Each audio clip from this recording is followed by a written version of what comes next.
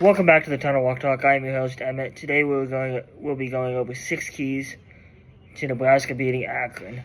Nebraska is a heavy favorite coming into the game tomorrow against Akron, but there are still keys to make sure we get a statement win in week 2.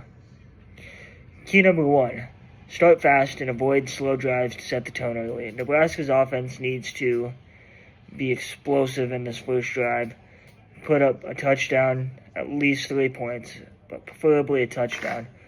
Nebraska start fast on the first couple drives. I have no doubt in my mind Nebraska's going to blow Akron out.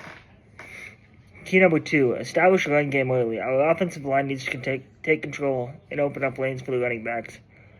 It will not only wear down Akron's defense, but it will also set up for a play-action pass. A strong run start will give the offense a balanced look.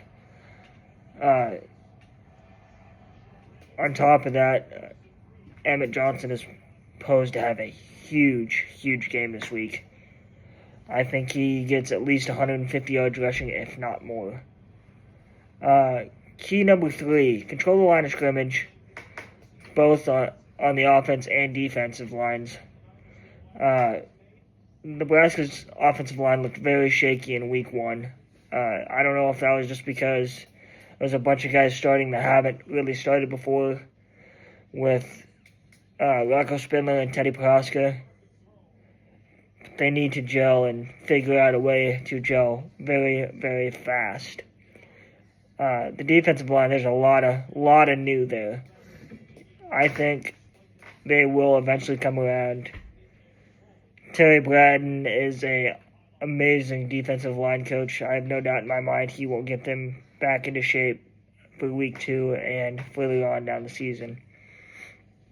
Key number 4, limit mistakes and penalties. Turnovers have to be cleaned up before Big Ten play.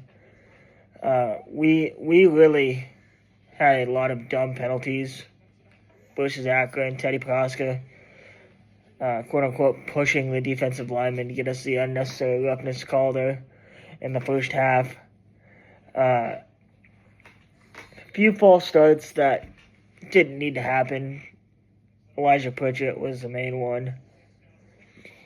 This line needs to be cleaned up for sure. Malcolm Hartzog had a PI late in the game. I think that was kind of a bogus thing. I don't really think it was a PI holding, whatever you want to call that.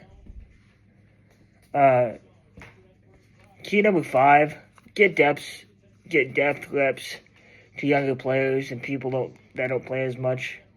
They need live reps, live action game reps. If this game gets out of hand, I expect to see a lot of different guys in. I think they could see upwards of 100 different players in this week, kind of like we did against UTEP last year. I think they played 104 guys last year against UTEP. I expect to see that against Akron this week. There are guys that need game reps. Quentin Ives, if he's healthy. Makai Nelson, Isaiah Mosey. A bunch of defensive guys that need reps. I think they'll get a lot of reps this week.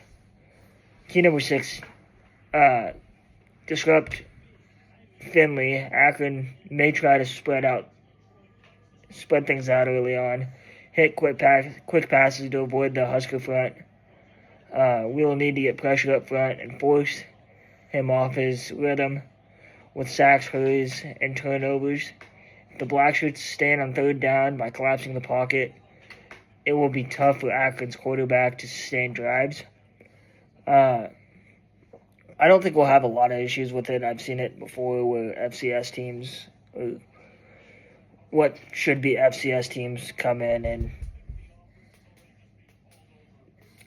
control the game, and they need to be able to disrupt Finley very early on. They do have a pretty balanced attack, but I expect them to spread it out early on and try to test our corners pretty early in the game. remember to like, subscribe, share with all your friends, and go Big Red.